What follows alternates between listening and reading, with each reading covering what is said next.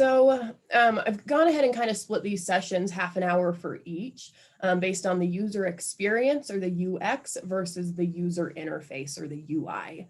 So when we talk about the user experience, which will be our session on Friday at 9:30, we'll talk more about like site maps and wireframes, just kind of best ways to architect all that information that you have on your event website. But today we will be focusing what I think is a bit more fun on the user interface side. So that look and feel of your website. And so some of those components that we'll go ahead and touch on today, topography, colors, different layouts, how you might approach that based off your event, the use of buttons and those best practices, and then images and videos as well. And I have a good example from one of you out at UCCS that I'm excited to share as well.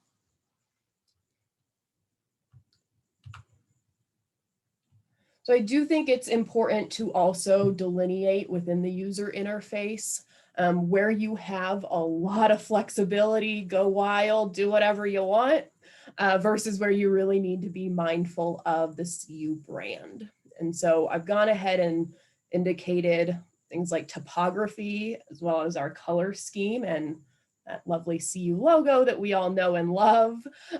You're gonna have to have consistency in those elements. And by design, right, we wanna have that consistent brand. So we'll touch a little bit on that, but where you do have more of a free reign is around the layout of your website. What kind of buttons are you using? Where are you putting those buttons? And then really taking it to the next level with customized images, maybe even adding videos to your website, things like that.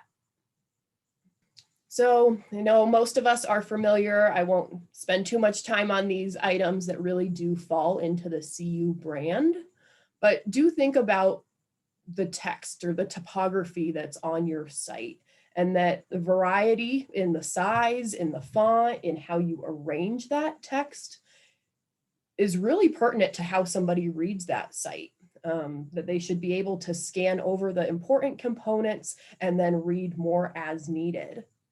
And so do keep in mind that Helvetica Neue font that we love at CU. You can use Arial as kind of a replacement for that.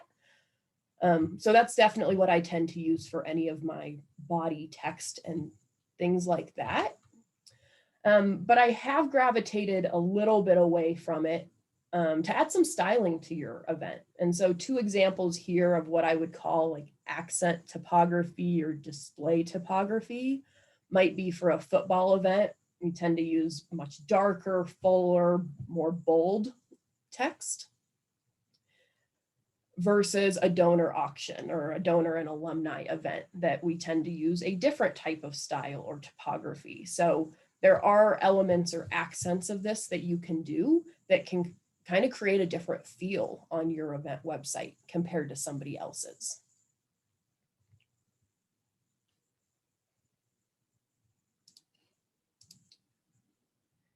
And of course, one of the most important components of this is just that it should support your information architecture. So a bad example of this, what we're seeing right now, right? You have your headline, you have a subheader, and you have that text that goes with it. And you should be drawing people's eyes to the most important component there, being the title, making it really scannable. And so this example here, you kind of bypass that headline. So not an ideal way of using topography to build in that architecture. Another not so great example we see here where everything is identical. Again, that differentiation, having contrast in that size of the font, how bold it is, things like that, can communicate a lot of things to whoever's reading that site. And our final example, what we would more typically see. A lot of focus on that headline where it's going to draw your eye, after that to the subheader, and then to that body of text, which goes back to just that kind of typical Arial or Helvetica Neue text. Our color scheme, of course, I'm sure many of us know all of those codes. So while you might not have a ton of flexibility on what colors you use, there are ways that you can arrange this to, right, have different contrast between different colors. And ultimately, you can use this to either group certain components together or draw people's attention to what's most important. Just another element to be mindful of. I did get this tip from Cvent that I really appreciate. If you do want to differentiate from one of the templates and modify the color scheme, the advice is that the top 3 colors should contrast to the bottom 2 colors. So in this example, I'm using a lot of black and gray in colors 1, 2, and 3. So I'm going to have a pretty dark site with some lighter elements, that gold and that white elements in 4 and 5. And so, sorry, Melanie, for that, where is that located within Cvent Flex? I will show you in one moment. Great, thank you. Yeah. And so on the flip side of that, if you wanted a lighter site versus those darker components on it, you can flip that as well. So biggest component, just making sure they're contrast. And the hope is if you set these up correctly, you shouldn't have to hop into every single individual component and change the color. You should be able to control it on an overarching level. And actually, I'm going to pop into Cvent right now just to show that element. So within Site Designer, so I went from website and registration to my registration process. But when you open up your Site Designer, it shouldn't really matter what page it takes you to. And it is within that theme. Oh. And underneath that, you do have your colors indicated there. So you're able to change those components there. So this is an example here where they do have, there might not be necessarily enough contrast between this color 4 and 3 per that suggestion from Cvent. But that being said, this is a beautiful form, so that's not the end all be all.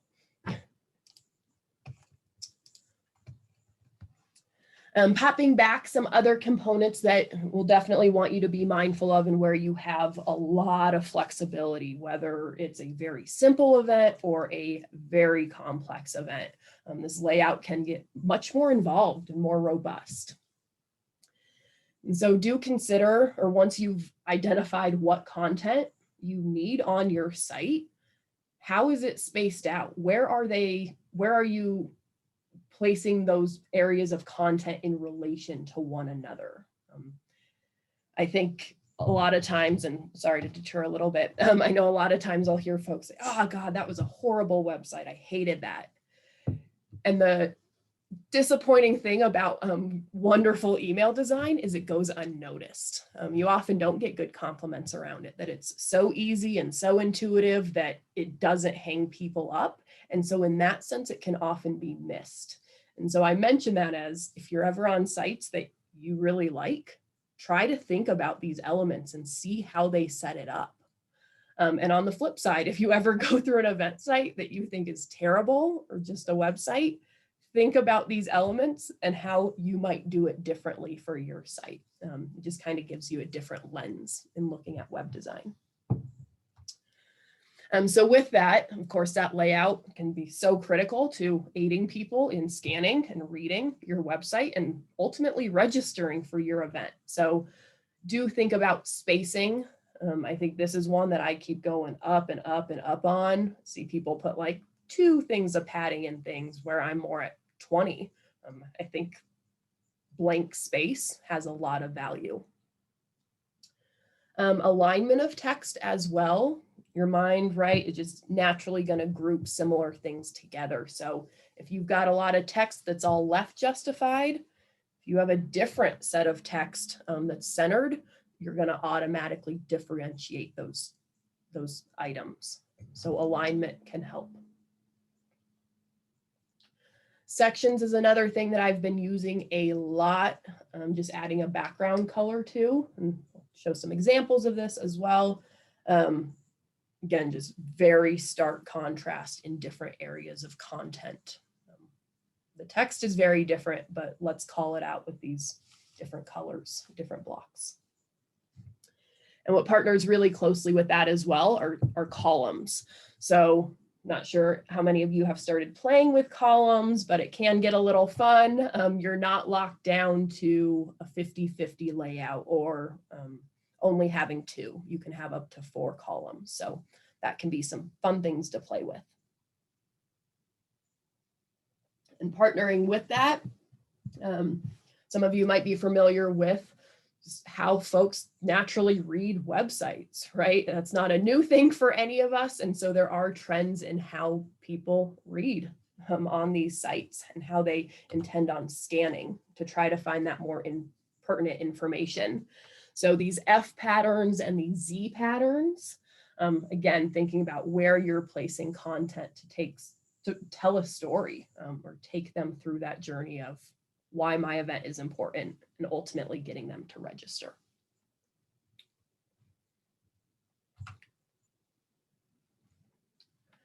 So images play such a crucial role, and I'll show this example in a minute, that it can really take a template, a generic template, and take it to the next level.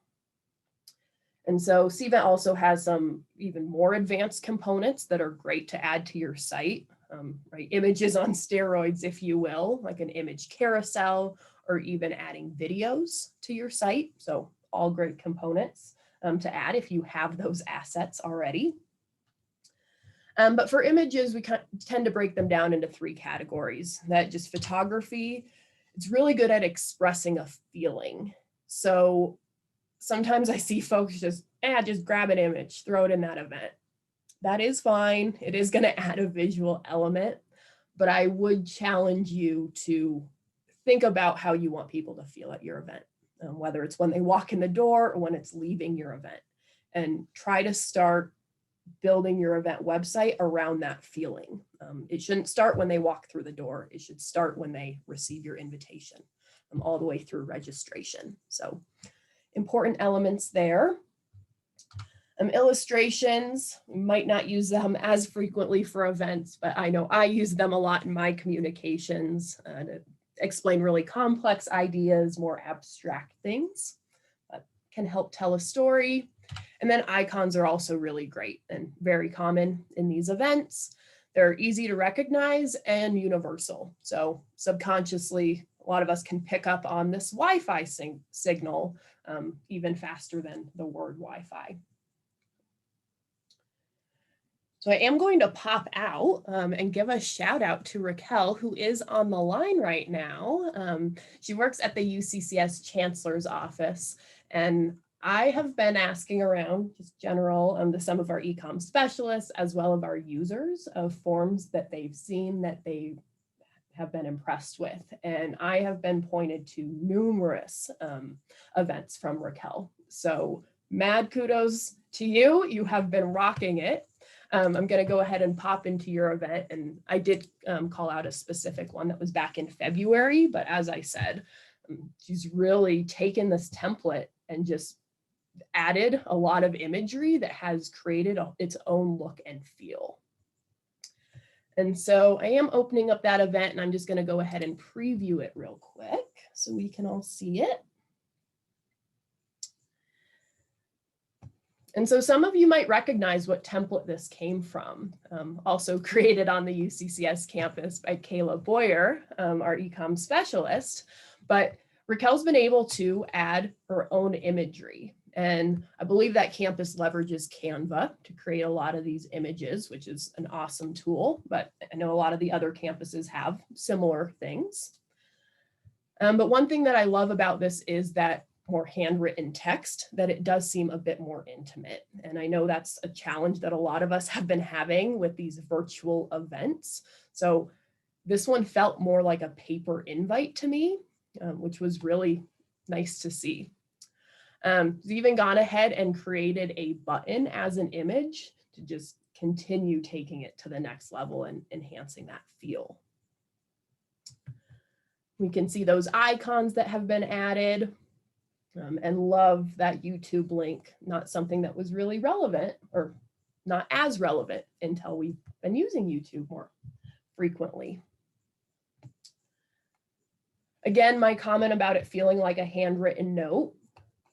This component here, absolutely love. Don't know the last time I got one like an invite in the mail like that. So I thought that was a very cute addition. And as we continue to scroll, you also have this great visual component at the bottom. There was a big background image added to this entire section. Then there's even this carousel image at the bottom that I've been seeing across many of these event forms. A cute way to keep people safe during COVID. And of course, all of those images created with that advice from Cvent to follow this cheat sheet as far as those sizes for some of those icons that were used on the page. If you're looking at adding speaker images, things like that.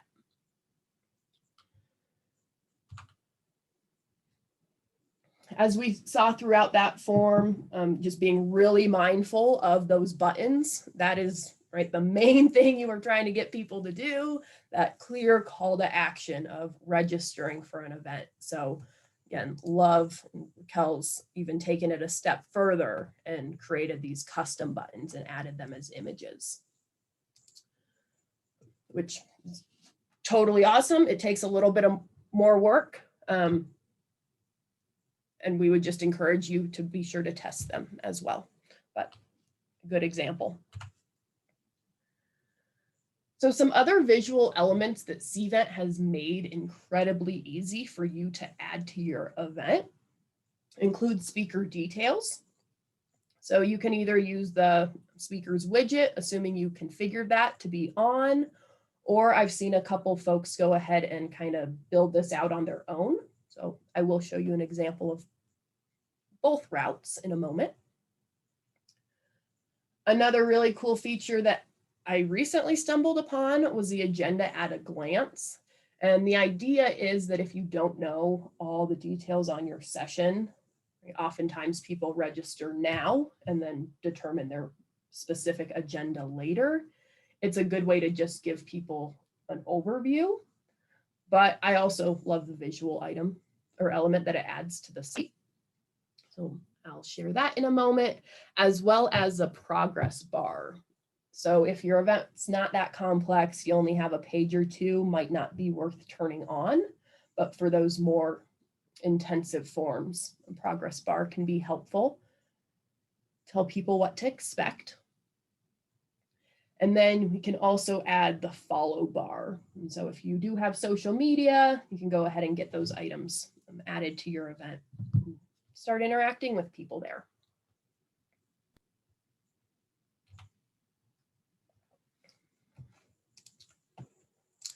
So for that one, I'm going to pop out to an event that I've been working on. I'm just going to go ahead and preview it again. And I'll show it to you on the front side, and then I will go on to the back end in Site Designer just to show you where some of these elements are. So one, earlier I mentioned kind of having that header text as something a bit different than Arial, our standard. And so I did go ahead and add that there. And another thing that I did want to call out, I noticed some people, the size for this image where the black box is a really big image, and some people are having a difficult time finding an image that fits that size. And so one good solution that I found is to just make the background black and then use a smaller image. So only have to get one that's about 600 pixels wide, which might help some people out.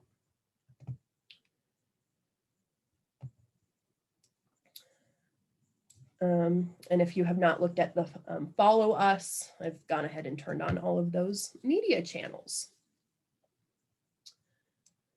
You'll see here I have put the register button a bit frequently as people scroll down, or the idea is they shouldn't have to scroll far to be able to take the action that you want them to do. As I continue to scroll, and we can see the stark change from white to black getting into my agenda. And this is the agenda at a glance.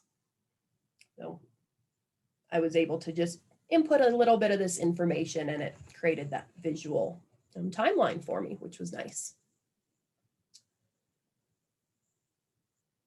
And the next part, I did go ahead and build out speakers on the site, and just 2 different paths that I've seen people take. This top option, I am using the speaker widget, which is easier to use. It's out of the box, if you will. So there should be less of a level of effort for you if you're constantly changing these items or from different events. So in this case, people can go ahead and see their name and their title and click in there to see more information on that speaker. And the one below that is an example where I built this out more. The reason I've seen this is people don't want individuals to have to click to view more or to view that person's bio. They would rather have it listed here. So this is not the out of the box widget. But I am going to pop back into my event and just show you that those components on the back end. So I'll go from website and registration to my registration process and opening my site designer.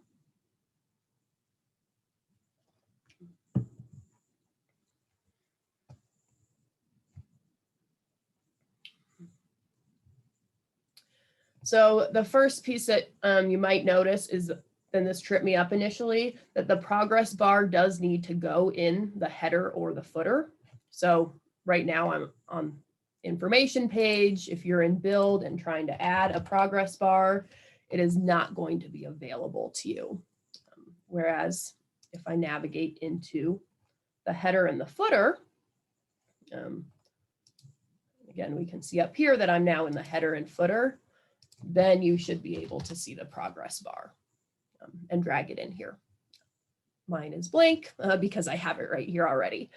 But once you add that in there, there's also some variety in how to display it. So just a couple small clicks to get a little bit of a different visual there.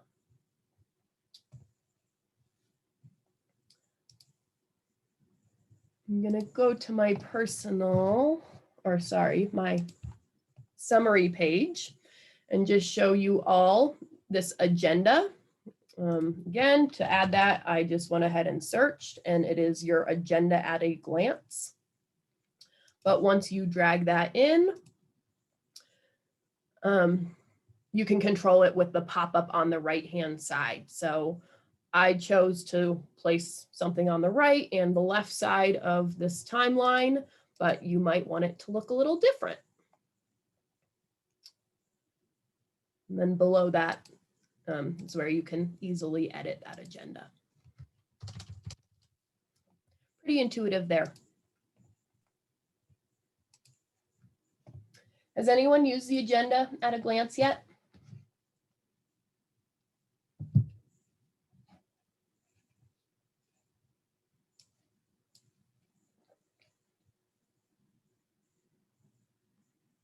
Well, happy day. All right, the next component that I touched on was the speakers. And so when I say that this speakers widget was out of the box, I very much typed in speakers up here or drug in my speakers from here. And so the reason this is formatting slightly different is because of how you're able to format things here on the right-hand side. And so you can control how much information do you want to show on somebody. Do you want that view profile so that people can go look at their biography and their LinkedIn profile and things like that? So it is very, very handy. But as I said, some people really wanted that biography to be viewed on the website. They didn't like that extra click. So instead here, I went ahead and added a section. very much by searching for a section and dragging it on in there. And from there, again, on the right-hand side, you can control how many columns this should be. Should it be 2? Do I want it to be that 50-50 split that goes by default? Or would I rather a 66-33? Maybe it turns out I have 4, right, panelists that I need listed, not 1. And after that, it was pretty easy as far as adding an image block into one of these areas. Right, getting our text block and adding it in there as well. So 2 very different paths to kind of get the same result. One is definitely more involved, but if it's the way you like it and you think it's worth that effort, you're more than welcome to go that path. So today we did focus on that user interface, but I do hope to see you at our more user experience focused session on Friday at 9:30. And that'll be a half hour as well. I do want to encourage you all, if you have not already updated your frequency in the collaborative community on Salesforce, please do so. Constantly sending things out there. And also want to encourage you all to put your questions there. Oftentimes when I host these sessions, I'll get many follow-up questions, and I think it'd be really valuable for others to benefit from that conversation. So you are welcome to put general questions in here, and I will absolutely get back to you that way.